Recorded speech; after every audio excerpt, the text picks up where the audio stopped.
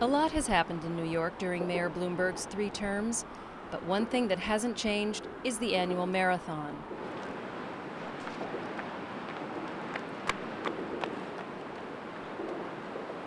The mayor's policies on immigration, housing, crime, economics, quality of life, and education have impacted every mile of the city, and every borough has a story. Leforge was at his office when he heard about the Boston Marathon bombings. Once he heard that many of the victims would lose limbs to amputations, his first reaction was to assure them that life will go on. Limb loss is one thing. Limb loss from a traumatic injury is even harder. And you know, part of me just wanted to let them know that it was going to be okay, that it was going to be better, that, you know, just like me, that there is life and normal life, and maybe even better than normal life after amputation.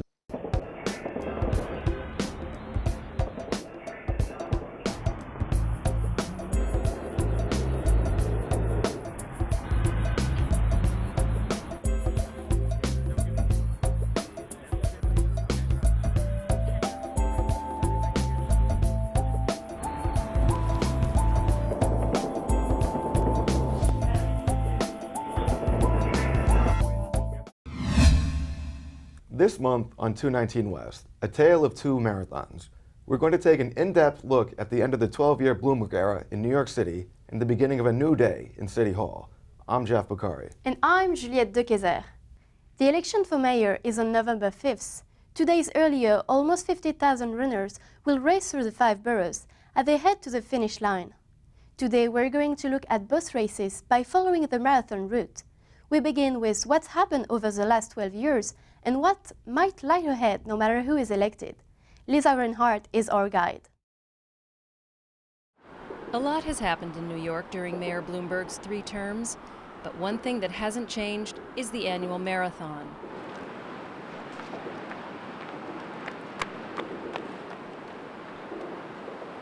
The mayor's policies on immigration, housing, crime, economics, quality of life, and education have impacted every mile of the city, and every borough has a story. The run begins here in Staten Island, where over the last decade, an influx of immigrants is changing the demographic of this quiet, traditionally homogeneous borough. According to the Department of City Planning, Staten Island's population has grown faster than any other borough. Over 20% of residents were born outside the U.S. That's up from 16% in 2000. Longtime residents have seen the change firsthand. It was really white Italians mostly. Now it's changed over to a lot of Hispanics, a lot of Mexicans, a lot of individuals who don't speak English as their first language. Signorelli says many newcomers formed communities here. There's a huge Liberian refugee population in the housing projects in the neighboring area. And there's a big Sri Lankan neighborhood now. So there's these little, I guess they call it little Sri Lanka, so there's these little pockets of immigrant neighborhoods that I've been really surprised to see. In fact, New York City always attracts immigrants. But right now, Staten Island is the most affordable borough for many newcomers. As we go through the city, we have New York One Noticias political commentator Juan Manuel Benitez here to discuss what New Yorkers can expect from a new mayor. The first big issue is immigration. Mayor Bloomberg was considered pro-immigration in terms of better educated immigrants. What can we expect from the future from either de Blasio or Lota? Well, first of all, thank you, Jeff, for having me here. I think Bloomberg was really pro-immigration, but not only for the high level of immigration, also for low level, so to say, of immigration. And that's why he went to Washington, D.C. so many times asking for immigration reform, not only for those like high-end jobs, but also for people who are here undocumented, working in low-skilled positions. We can expect like a mayor that is going to be basically for immigration. We are not expecting major changes either with Lota or with Bill de Blasio. They both talked about creating some sort of municipal ID So undocumented immigrants have some access to certain services and also to know who's here so they can help them better. However, they're going to encounter like a lot of challenges, not only because the mayor of the city doesn't have any control over immigration policy, but also because how is this municipal ID going to be? Who is going to get it? If you're an undocumented immigrant and you're scared because you think that you're going to get deported, are you going to go to the city and ask for an ID? And are you going to give them your name and your occupation and your address? It's really difficult to know what's going to happen with those proposals. However, we can expect, like I said, a Mayor Lora or a Mayor de Blasio or Mayor Carrion that is going to be really pro-immigration, as any mayor of the city has to be, just because this city continues to attract more and more immigrants to its fabric. So basically, any mayor, this coming election, any mayor moving on in, is just going to have to cater their campaign and their policies more and more towards more inclusionary type of things, like not only with IDs, but making it easy for English second language type of things, and like more family cohesiveness, like immigrant integration kind of things like that. Mm-hmm. Yes and no, because remember, undocumented immigrants, they don't vote. High-skilled immigrants here with a green card, they don't vote. So the candidates are not speaking directly to those groups. They're trying to show some empathy for those groups. So the groups that can't vote will vote for them because they're looking some empathetic mayor in the next leader of the city. So we have to differentiate those things. They don't have any control over immigration, but they have to seem really like nice, or they have to show a nice approach to our immigration, because otherwise who's going to survive politically in the city if you go against immigrants? Well, Loda, I see, he's been trying to, I guess, break away from the Bloomberg type of mold. Lately, the voting public has been kind of anti-Bloomberg, even though earlier they said they loved him so much. So I guess he's trying to become more empathetic in terms of, because Bloomberg is seen as just business, you know, the rich is work for the rich, etc. So how can Loda do this? It's going to be really difficult. It's going to be really difficult to manage all these like ideas. He's going to have two main challenges. First of all, he's a Republican in a highly democratic city that for the last 20 years hasn't had a Democratic mayor. They had either a Republican or a Republican turned independent in the case of Mayor Bloomberg. So it's going to be difficult to break from the Republican Party, just because the Republican Party in itself ideologically is not really popular in the city. And it's also going to be hard for him to break the technocrat label that has been imposed on him, as Mayor Bloomberg also was labeled a technocrat. So those two things, he has to separate themselves from those two things and look more like a Democrat, basically like he's been doing with his advertising. Now let's go back to Lisa Reinhardt with two more boroughs and two big issues.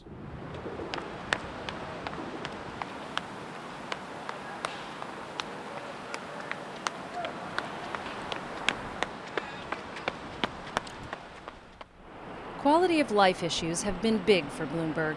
His administration has revitalized this waterfront in Brooklyn's Dumbo area, and in the rest of the city, they've added 830 acres of parkland, a bike share network, and 111 miles of bike lanes. But an unexpected challenge hit the city last October when Sandy left a trail of flooded homes, destroyed infrastructure, and a lot of questions about how to protect the city in the future. According to the New York City Panel on Climate Change, sea levels will rise between 7 and 29 inches in the next 40 years, a big problem for Brooklyn and all coastal areas of the city.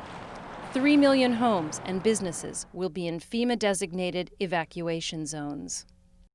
The mayor has rolled out a resiliency plan for future weather events with a $20 billion price tag. It will be up to the next mayor to find the funding.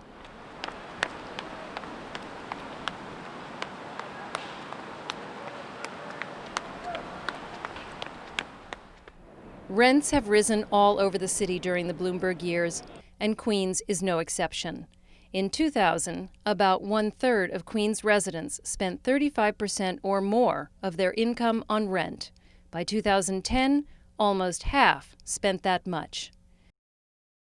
It's a harsh reality for many tenants, like Mary Robin Monroe, a 22-year resident of Long Island City.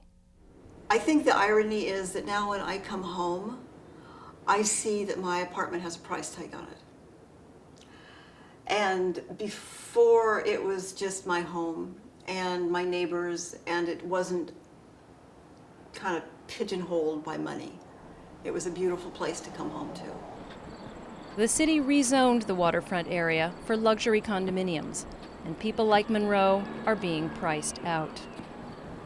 Housing for low and middle-income families has been in short supply citywide during the Bloomberg years.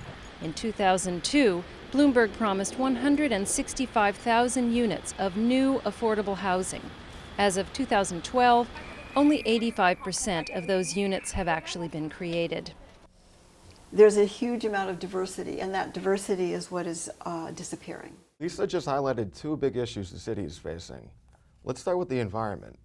What does de Blasio and Lota have in terms of disaster protections, et cetera? Well, the most important thing about these two candidates is that they haven't said anything against that blueprint that we just saw, the plan that the mayor and his team developed for the New York post-Sandy. And I think that's going to be key. They know that the next mayor is going to take that guide as a blueprint to go forward and to move forward, the city forward in the next few years and in the next few decades. This is a reality that is not ideological. It is a reality that is happening right now, and we need to adapt to the new climate. The question is now, where are they going to find the money? The plan that Bloomberg developed is relying a lot on federal funds. So Lota and de Blasio, they know that if they are elected, they will have to go to D.C. and fight for that money. And they are going to have to establish good relationships with Senator Schumer, Senator Gillibrand, and the rest of the Congress delegation in New York, so they can get those funds from Washington to really do something that needs to be done in the city. Well, in terms of developing connections, which candidate do you think has a better chance of doing that? Well, in the city, obviously, with so many Democrats representing the city in Congress, it will be easier for Bill de Blasio just because he belongs to the same party and because he already has certain connections with those politicians. Lota also has been in politics, in city politics for decades, and we have to remember that he served under Governor Andrew Cuomo also as the MTA chairman. So both are capable people that can develop those relationships, and at the end of the day, like I say, this issue is not based on ideology, is based on reality. So both of them, there's no wiggle room. They're going to have to do whatever they have to do to get the city going. Okay. And on to affordable housing. They both have presented plans. Like de Blasio, I believe, has been more specific with his plans, but they both want to develop more housing for the common man. What can you say about that? Every time someone runs for mayor, they try to give you a number of the units of affordable housing that they want to create. Like we heard how Mayor Bloomberg wanted to create 165,000 units, and we have similar numbers with both campaigns, Lota and de Blasio. But the problem, more than creating new units of affordable housing, and the most important issue and problem they're going to face is how to preserve the units that you already have of affordable housing. Many of them are crumbling, and the system is falling apart. NYCHA housing is in deep need of repairs, and they need to think forward how they're going to deal with this issue. The issue also is affordability. Not only how you're going to build new units of affordable housing, but also how you're going to create a climate in the city that is going to allow a college graduate and coming from outside the city to really live in the city and work in the city, or a working class family, how they're going to be able to afford their rent or their house if they are able to buy a house. And that's going to be the important part. And I think de Blasio has developed like a more concrete plan, different from Bloomberg's trying to break away from the Bloomberg years. He wants to cater to the people who are here, who are working in the city, instead of doing like Bloomberg did, and he's still doing, trying to attract millionaires and billionaires from outside of the city and the country to come to New York, buy and invest in property here. That's a good point. Thanks, Juan. Okay, now let's go back to Lisa Reinhardt.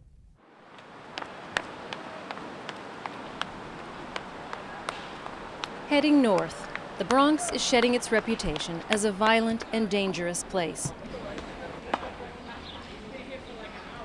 According to the NYPD, felonies have dropped almost 25% since the mayor took office. But there's been controversy over stop and frisk, which Bloomberg credits for helping lower crime rates. In August, the practice was ruled unconstitutional by a federal judge. But the mayor says without it, there will be more guns and more shootings on New York streets. Juan, crime and law enforcement, always a big issue in New York. What do you have to say about that? I think it's been the most important issue in the Democratic primary, and now the wave is getting into the general campaign, and it's an issue of stop and frisk. If you go outside and you ask New Yorkers, nobody wants to go back to the days of high crime, and that would be really complicated to go back to. However, some candidates have presented a different approach to safety and security and policing, and they're talking about reining in on stop and frisk. Stop and frisk is a really controversial police practice that is mostly affecting African American and Latino youth. And the new mayor is going to have to show some empathy to those communities if he really wants to break through the noise and really get the voters, basically the voters vote. The main issue here is stop and frisk. Nobody's asking to eliminate stop and frisk, but both of them are talking about how to control and do this constitutionally, because that was the problem before. It wasn't being applied constitutionally. But I think we're going to see the same kind of police strategy. However, they're going to show a different approach to the practice of stop and frisk. Well, also de Blasio and Lota sort of differ in that de Blasio will keep around Ray Kelly, and Lota wants, de Blasio will get rid of Ray Kelly, and Lota wants to keep him around. What does it say about their overall way they view the police department as it is right now? Well, this has to be more with strategy. Lota is trying to appeal to the more conservative voter because he's trying to paint de Blasio as a clone of Mayor David Dinkins, while Bill de Blasio is trying to paint Lota as a clone of Mayor Rudy Giuliani. So both of them have different approach, but both of them are trying to say, listen, you're going to be okay with me, we're going to do this differently, even though Lota doesn't want to break away from the same tactics that we see right now, and de Blasio wants a fundamental change. The finish line for the marathon is in Manhattan, and that's where Lisa Reinhardt ends her report.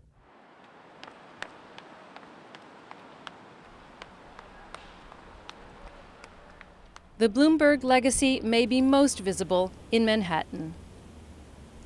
Developers found a friendly environment for high-end residential and commercial projects.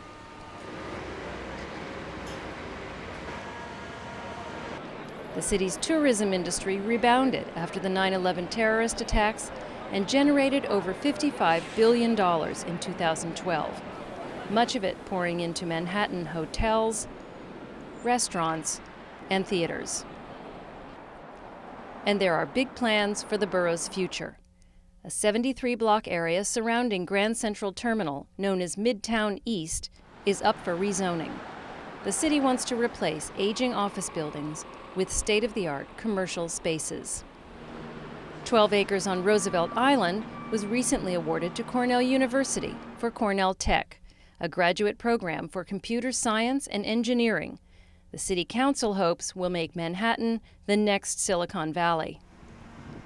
And $50 million was recently allocated for Culture Shed, a visual and performing arts facility planned for the borough's far west side. It's been a long run for Bloomberg. The city is cleaner, greener, and more prosperous than 12 years ago. But it's also more economically divided and less affordable for many. Whoever wins in November is already in serious training for one of the toughest political jobs in the country. Lisa Reinhart for 219 West. Juan, what of that divide that Lisa just talked about? It's a really important divide. We have to remember that the theme that Bill de Blasio is so successfully using on his campaign, the theme of the tale of two cities, having tried before by other candidates in the past. However, it's resonating differently this time. Why? Because now it's not about the rich and the poor. Now you find middle-class New Yorkers and working-class New Yorkers really listening to that message and saying, hey, I'm one of the poor people in the city. I can't afford my rent anymore, or property taxes are through the roof and I can't live in the city anymore. That's why that issue is resonating so much, because even though we have a more prosperous New York now after 12 years of Mayor Bloomberg, we also have a harder New York for most families, middle class and working class. Okay, and very quickly, Juan, what about any other issues or dynamics that we haven't spoken about yet? Well, it's really important also to note that even though we're always talking about Bill de Blasio and Joe Lora, the Democratic candidate, and the Republican candidate, we also have minor candidates in the race. We have Adolfo Carrion, who is running on the line of the Independence Party. That line was used by Michael Bloomberg in the last three election cycles. We also have Jack Hillary, that is a technology investor and businessman who wants to run as a technology technocrat, basically, who's also putting some money into the race. However, we have these two major candidates. Both of them offer some similar vision of the city, but with different approaches. And that's what's really resonating with voters, who is going to be more empathetic to the middle New Yorker. And so far, according to the polls, that person is Bill de Blasio. Okay, yeah, well, I think you mentioned it earlier, like empathy, that's the big theme about this whole race. And both candidates, both major candidates, they're moving in that direction more and more. And I don't know, it's very tough to say who's being more empathetic. Well, I think right now we see the polls moving really favorably with de Blasio. And Lora's going to have 4 weeks to really catch up. Okay, thanks, Juan. So our guest has been Juan Manuel Benitez. Thank you, Juan. Thank you.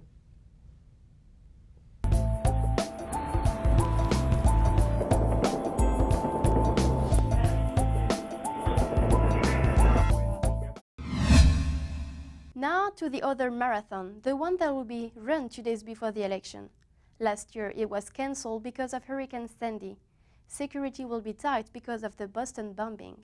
The New York City Marathon runners, even the most challenged, will take it in stride and are looking forward to making a statement. Jonathan Murphy has their story. We all ready? Ready? Let's do it.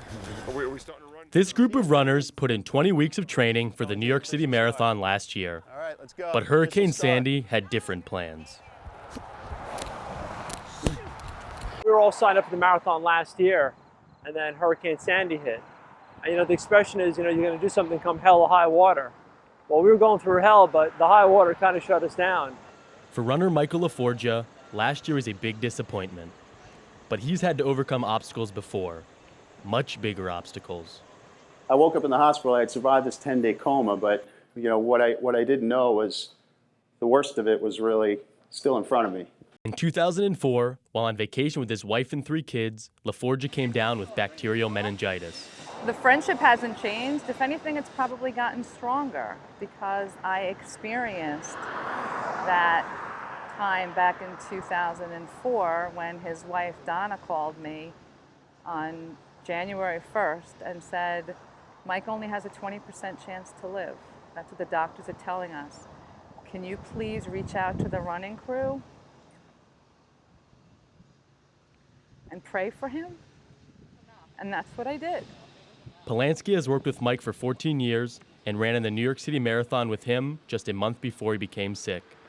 When I woke up out of that coma, my hands and my feet were wrapped. They had begun to start the process of sort of essentially dying off, where you lose blood flow to your extremities and the skin and limbs begin to die off.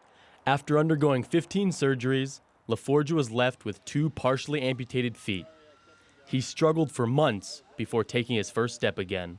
During rehabilitation, he decided that he would have his right leg amputated below the knee. My oldest sister tells the story. When I came out of the surgery of the amputation, she ran up to me all concerned and she said, "Oh my God, Michael, how do you feel?" And I lifted the sheet and I looked down and I said, "Oh, it feels great." As I had connected everything I couldn't do to that foot. Eric Schaefer is the owner of A Step Ahead Prosthetics. During their first consultation, Schaefer gave Mike and his family medical advice that he was told was impossible by multiple doctors. And the one thing he asked me was, am I ever going to be able to run one day? And absolutely out of the gate, I said, I made him a promise if we were going forward in this direction, without a doubt, and within 1 year, we were up and running his first race. Leforge plans to make this New York City Marathon his last. And as a result, he's pushing himself to the limit. Having somebody that never wants to quit is evidently the best kind of patient. The last thing we're going to do is limit him.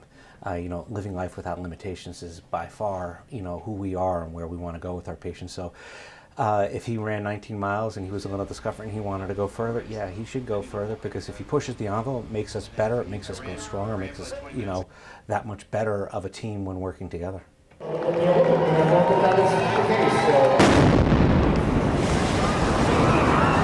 Leforge was at his office when he heard about the Boston Marathon bombings. Once he heard that many of the victims would lose limbs to amputations, his first reaction was to assure them that life will go on. Limb loss is one thing. Limb loss from a traumatic injury is even harder. Part of me just wanted to let them know that it was going to be okay, that it was going to be better, that, just like me, that there is life and normal life, and maybe even better than normal life after amputation. Leforge's wife, Donna, will be at the marathon with their 3 kids cheering Mike on. She's confident that the marathon will be a safe event. And I have no concern whatsoever. The bullies and the terrorists that did that to the Boston Marathon are not going to do it again, and they're not going to do it in New York. And they're not going to hurt Michael. I'll make sure of that. Mike saw the Boston Strong response as a typical display of America's defiant response to terrorism. It's going to be interesting to see that feel in the air, and that, when we're all running this race, there's definitely going to be part of it is, look at us and look at us run this race proud, and we're not going to stand down to a couple of lunatics that took an action like that. The 2013 New York City Marathon is expected to be the largest ever, with over 48,000 participants. The starting gun goes off at the Verrazano Bridge on Sunday morning, November 3rd. For 219 West, I'm Jonathan Maffei. That's this month's edition of 219 West. I'm Juliette Dequezer. And I'm Jeff McCurry. We'll be back next month with more stories from the 5 boroughs and beyond.